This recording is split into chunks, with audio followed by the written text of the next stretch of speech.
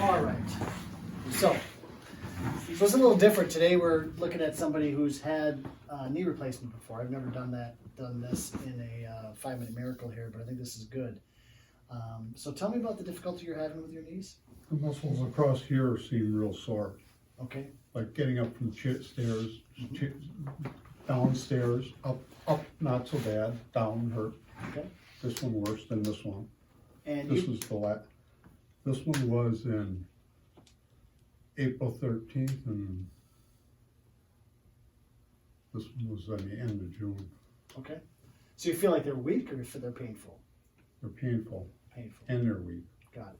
What were the symptoms that you had prior to surgery?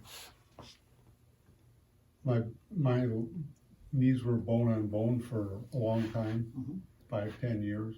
If I'd go upstairs or climb on a ladder or something, you could stand like 4 feet away from me and hear my knees crunch and crack.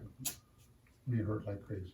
Got it. Okay. So the pain's reduced, but you're not back to where you need to be. Yeah, so my knees itself don't hurt, it's just the muscles here. Okay. Okay. So I'm going to lower this to the floor so we can to its lowest setting.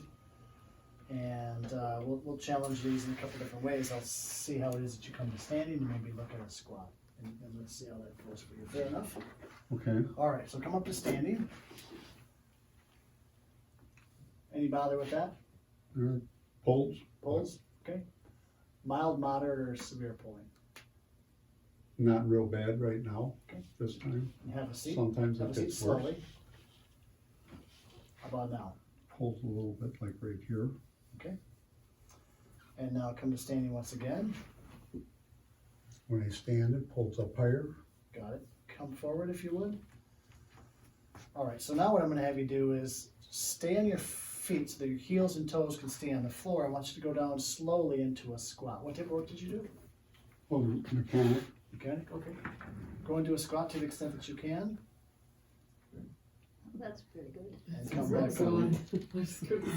That's right. Pulls at the bottom there, right? I mean, he gets a nice depth of squat, right? But he's not satisfied. You still want to get up and down ladders and be safe going up and down steps, right?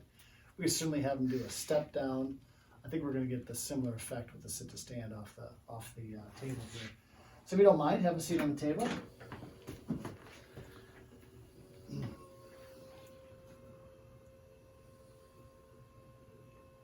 Had a fairly routine recovery from both procedures. Okay, slide back a little bit. All right. So you get sore kind of in these areas here. Is that correct? In through here. Here is where it's sore. In through here. Yeah.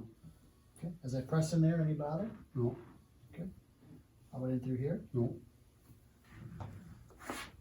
So we can feel the connective tissue in and around the scar. Not a lot of tightness there. This one's a little more recent. Some tightness there. Sensitive there at all? No. Straighten out this knee. Hold your knee straight. Don't let me move it. Don't let me move it. Good. Leave that go. Any bother with that? We'll challenge that a little bit more.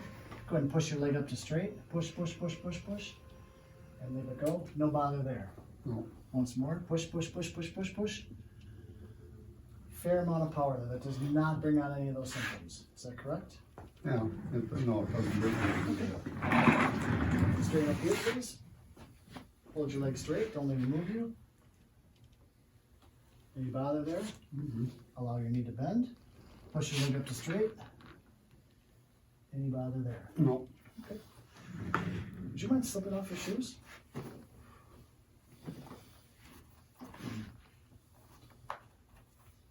So good shoes for winter there. Good grip on the bottom.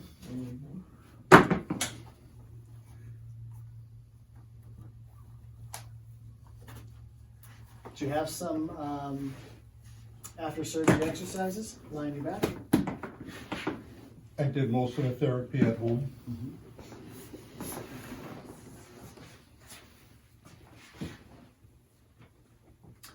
All right. Let your leg relax here. Pull your toes way up towards your head as far as you can. We're going to measure your ankle mobility here. Ankle mobility looks pretty decent. I'm predicting a little bit more than 15 degrees. Good. And this side. When did you retire? Or are you retired? Yeah. How long are you retired? 8 years ago, 8 years ago? Okay. What do you like doing in your free time now? fishing and hunting. Nice. I wasn't able to do that anymore. You back to that? Yep. Somewhat? Okay, allow me to move you.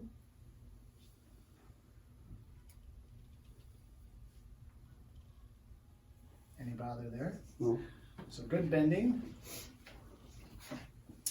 you can feel it crunching.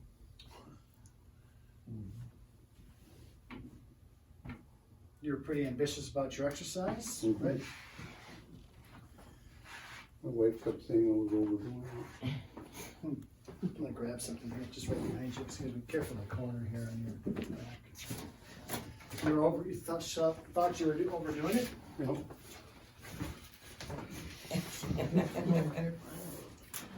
In what way? Push your knee down? Trying to be too aggressive, do too much. Yeah. Too fast. So he strains his knee a bit beyond straight. That's good. Here, push your knee down to straight. Oftentimes people after knee replacements, they don't get their full motion back. Push your knee all the way down to straight. This one's about 5 degrees from fully straight. I don't know if you can see that.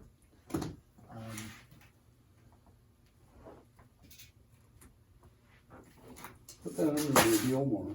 What's that? Put the Slide up a little bit more.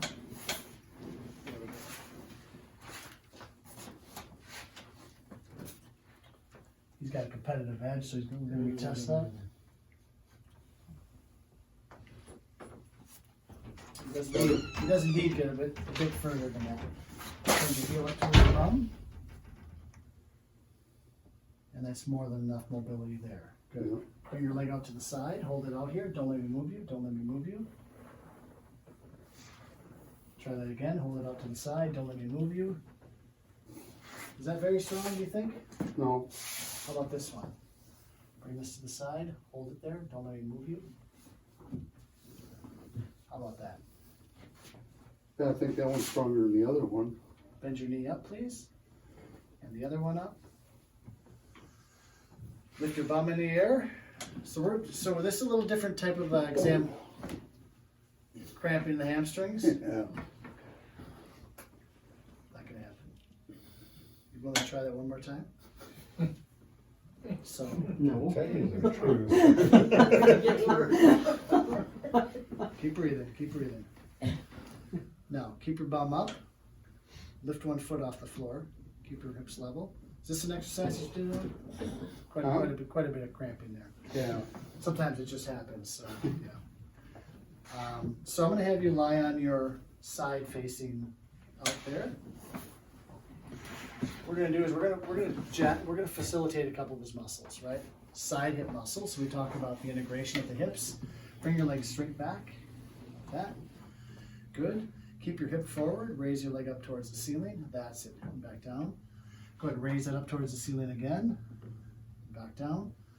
We're gonna bring this leg slightly back and keep doing that. I'm gonna challenge this here. Go ahead, up. What I'm doing is there's a side hip muscle called your glute medius. It's the muscle in the back pocket area. Up to the side.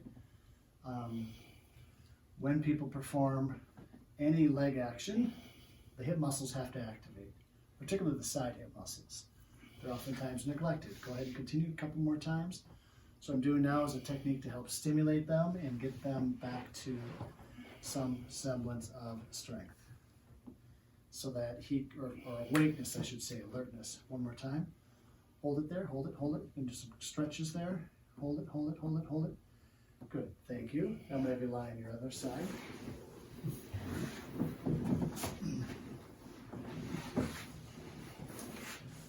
How old are you? 71. He'll be 72 in February. Straighten the legs out. Do you still have the cramping now or no? No. Okay. You're doing well. And we're straightening this leg up here, there we go. Back down, we're gonna do the same thing on this side, go ahead. Continue. Roll that hip forward a little bit, there we go, continue. Right here, we're trying to activate this muscle here.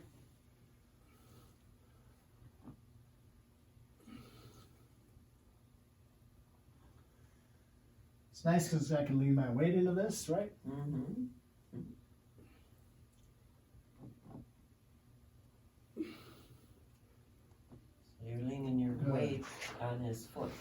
Yes.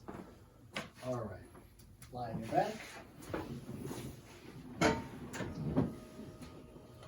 Have a seat, if you would. Swing your feet around.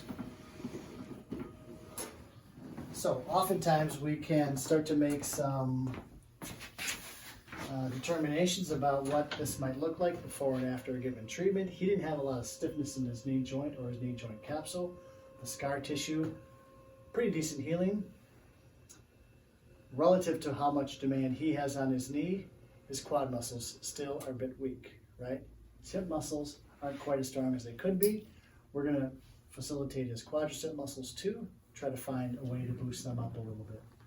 So what I want you to do is right here, just hold yourself right there. Don't let me move you. That's it. Hold, don't let me move you. Don't let me move you. So we're going to do this alternating forward and back. This is called rhythmical isometric contraction. You just want a better workout. What's that? You just want a better workout. I'm not being bashful here, am I? No. No, he's pushing. So at times when people have lots of sensitivity and pain, obviously we're not going to be able to do this session one, right?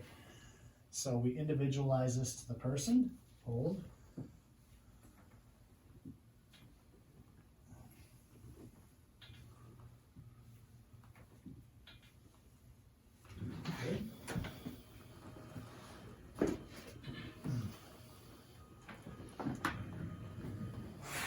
We typically think of strength development as something that takes time. There's short-term and long-term benefits of the strength training. Short-term benefits are when the muscle to nerve connection gets stimulated. And that can happen here as the muscle and nerve connect from the spine to here. It can happen in the spinal canal. It can also happen from the brain down. So sitting to standing uses more than just the quadriceps. We're determining whether or not this stimulation to his major hip muscles and the front thigh muscle might contribute to a better sit to stand. That's what we're going to be looking for, to offload some of that pressure. If you would please put on your shoes again.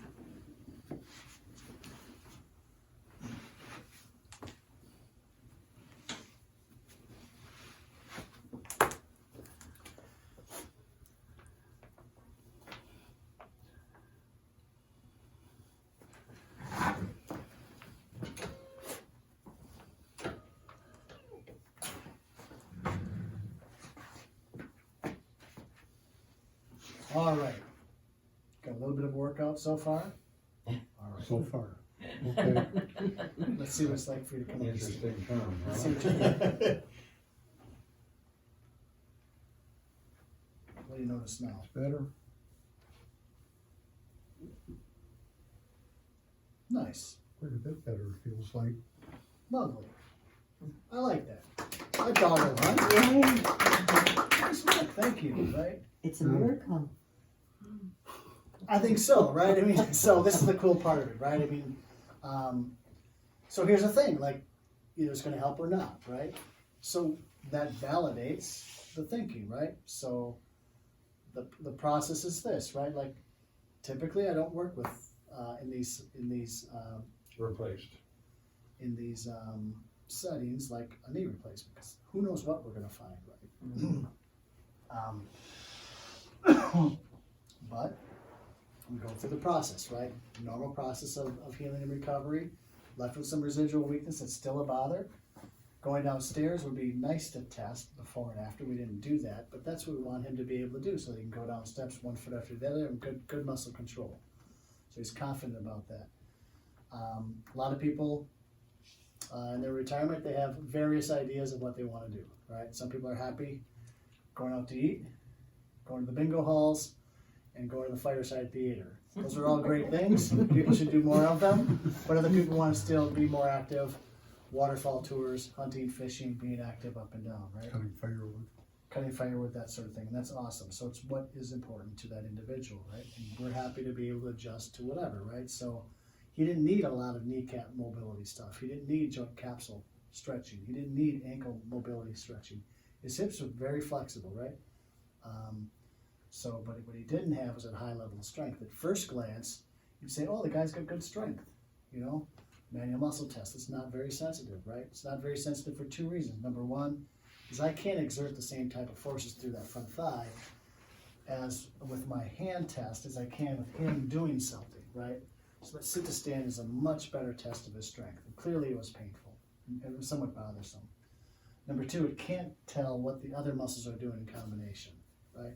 We just can't predict that. So most individuals have not enough tension or capability of contraction there.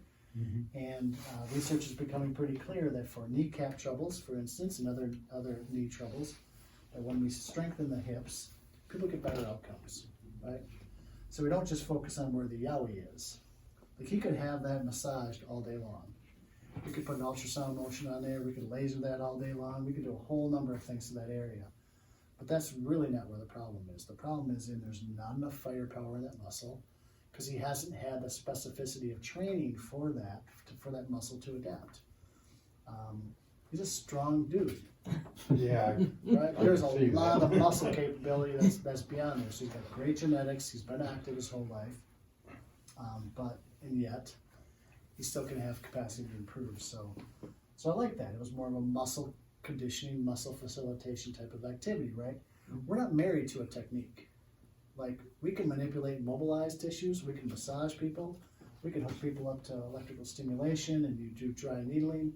We do all that sort of stuff, right? And at times, early on in a plan of care, that's needed because the nerves are so dang sensitive that we can't tax them like we did him, right? I mean, that's an unusual first encounter for someone who has, not unusual, but it's not typical what we do with somebody. When someone has pain and that sort of level of weakness and sensitivity, then we gotta calm that sensitivity down so that we can get to this point where we can advise on conditioning exercises.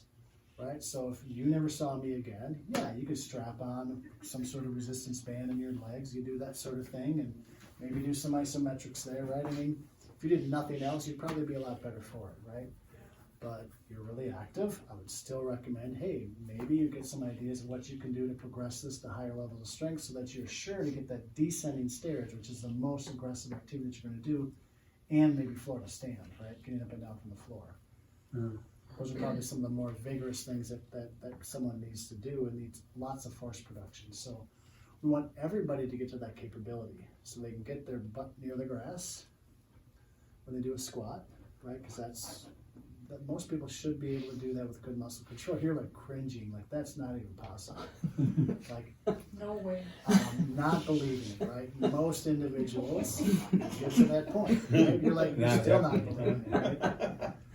But that's just an indicator that someone has the muscle control so they can get in and out of a car and that they can get up and down stairs reasonably, right? Things that most people should be able to do. So there's these things we have here. I've got slides for some of these things, but I'll talk this through. The 4 phases of plan of care, you see it over here. First phase is we want to relieve pain and inflammation, okay? Like I talked about, we got to calm things down. Second phase would be to correct some muscle imbalances and things that might have led to it. Stiffness here, tightness there, not enough muscle power there, and then we want to strengthen within that newfound range is the third phase. The final phase is what we call preservation or building in resiliency, right? Building enough capacity so he can match his strength and ability with what he wants to do. Maybe he's someone who wanted to do some cross-country skiing, or maybe somebody who wanted to do some hiking. Well, then we need to identify what sort of things people want to be able to do, help him match that, and most of the time it involves some sort of strengthening program, right? Some sort of program to get the meat of the muscle stronger, because those things are going to want to get weaker over time if they're not challenged, right? So we follow several phases of plan of care in order to help get to that point. Any questions about that? All day rocking chair doesn't do the job, does it? Doesn't do that job, right? That's for sure, right? So super. Well, thank you so much. So there's some individuals. There's opportunities for other types of interventions here too, I should say. One of them is dry needling. Dry needling is, anybody heard of dry needling? Yeah, many of you have, right? So dry needling is highly effective for painful arthritic knees. We're pretty happy using hands-on work to help calm things down, along with progressive exercise. That is the mainstay of what we do for most individuals, right? In different proportionalities. Early on, maybe a little more hands-on work to calm things down, and then introduce the exercises early, progress them over time so they're more robust and help people develop increased strength. When dry needling is added, so in other words, if someone has the hands-on work and exercise, you compare those with folks who have hands-on work, exercise, and dry needling. The folks that have dry needling added to their plan of care in research projects and what we see in the clinic, they get further pain relief. They get stronger. They get less reports of pain and lower use of pain medication. Dry needling is just the use of those acupuncture needles. We help people without it, but I think people should know about it on the front end so that they can make a choice as to whether or not they want to have that service done. I generally recommend it, right? But So where people would can you choose put it for the knees? Would it Well, for be the in knee, there's a thigh? number of places we'd put it. We'd put it in the joint capsule. We'd put it in those front thigh muscles. We'd put it potentially around the kneecap. A couple different strategic areas that they would go into. Not necessarily up here. Sometimes they're up here, but generally it's around the knee, right? So what they did is they found all the literature that showed positive outcomes from acupuncture, and they found out what spots they tended to use in those studies, and then James Dunning, Dr. Physical Therapy, went back and traced, well, these were the physical structures that those needles went into. Let's design a protocol in which we use the commonly used needles and then run the study and see how we can help people with arthritis. So that was that. So again, it's a worthwhile conversation. Generally, dry needling is not covered by insurance. We talk about that up front. In 2021 and before that, we were charging $75 per session for that. That cost dropped to $29 for 2022. In 2023, it'll go up a bit. We wanted more people to have access to it. Coming out of the pandemic, there are a lot of people who are having troubles, right? So it's an extra charge because insurance companies don't reimburse for it right now. You know, but I can attest to its benefit for my neck. After the first treatment, I didn't have the stiffness and soreness. We were in an auto accident in June, so we both had whiplash. And so you've had some real good. Real good sessions. Well, For sure. Dry For sure. needling, yeah. Good. So then what I say is, hey, you know, if when's a good time to consult a doctor or PT for issues? I think obviously if pain is limiting your ability to do things that you want to be able to do, particularly if it's involving those important daily activities, getting up and down from chairs, getting out of cars, being able to walk to shop, that sort of thing, but also being able to do the things that you want to be able to do when it comes to your lifestyle, whether it's travel, whether it's some sort of athletics, right? And if you're worried about it getting worse and you're not seeming to be on a pattern of getting worse, good to get a look here, right? So one of the cool things is being a doctor of physical therapy is I get to use all the best tools, so conservative intervention, exercise, muscle work. For some folks, they have painful inflamed muscles. We do tissue work with massage tools to get some of that fluid moving out, to get some of those muscles loosened up and get some pain relief. All with the intention and combined with the hands-on work, the joint mobilization manipulation to calm nerves down, so we can build tissues back up and get them stronger again to do the stuff that you want to be able to do. So.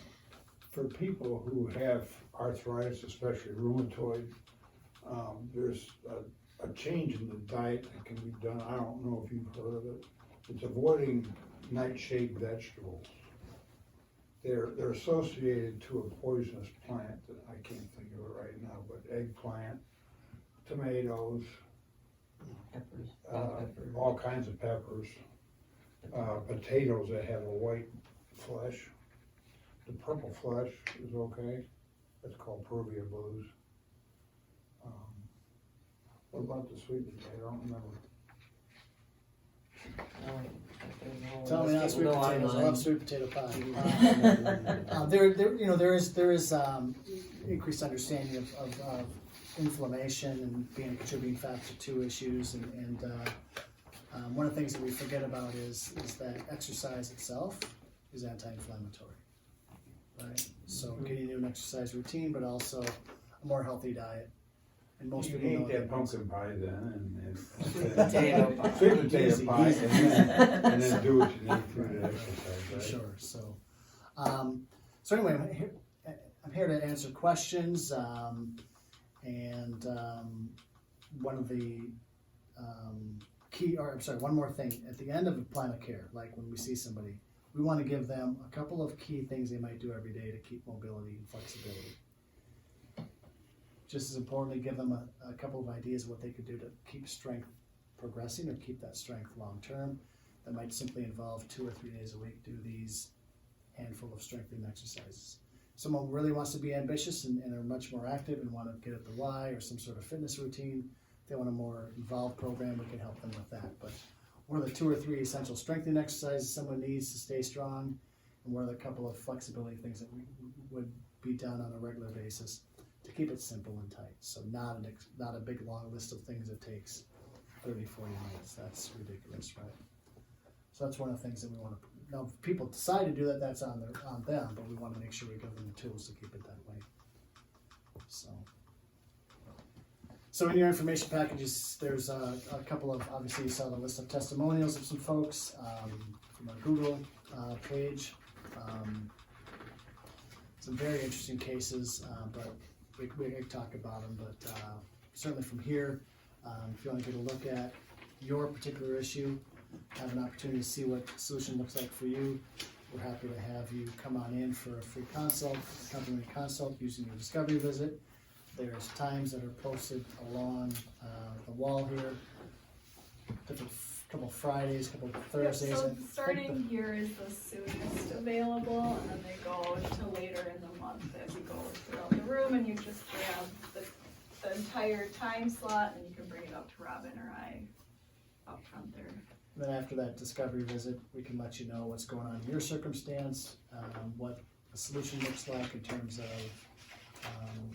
what it would take to get to your level of recovery, and we can let you know what your cost is ahead of time. Most people want to use their insurance, so we can do some insurance pre-verification, and let you know what it looks like in terms of cost for time and money for a fix for you. Yes? Do you do multiple issues at one visit? Like if it's a shoulder and a knee, or? Yes, we do. I mean, I'm a little hesitant just because if someone's like coming to us, oftentimes we ask them to prioritize their problems. Like if we're chasing after 3 or 4 different areas, and we don't want to dilute the main thing they're coming for, but oftentimes we'll treat 2 or 3 different areas at once, yeah. Sometimes I'll have conversations if someone's really involved and they really need a lot of help. I'm like, look, we could treat a couple of their areas, but let's manage your most important area first, get that underway, and then we can address the other area as it comes up. So, great question.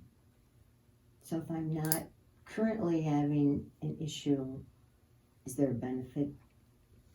Well, if you're doing something like a lunge, right, and you're not stable with that, right, a lunge is what you need to pick up stuff off the floor.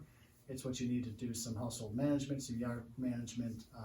That's significant enough to get a look at and see if there's something that can be tuned up somewhere. And that, I mean, so if sometimes it doesn't bother me, and then every once in a while it does. Typically, in an examination, we can adjust it to enough vigor, right? Like I had to go. So even if it's not bothering me at the time that I came in, you'd probably still be able to see something. Yeah, Right. Our tests are sensitive enough to pick up stuff. Right. And if not, we'll be like, I don't know. I'm just one that rattles and rolls. And usually we can tease it out. Or if someone comes to us and they've got a pain condition, they take some over-the-counter pain medication or something like that, or something they take for pain relief. Our tests are sensitive enough to get to provoke symptoms, even if they're being controlled with some sort of supplementation. So cool, yeah. So I'm delighted you're here. I'm available for questions. I want to respect people's time. So thank you for your attention. And if Erica can kind of guide the process the rest of the way for those of you that want to move forward with a discovery visit session.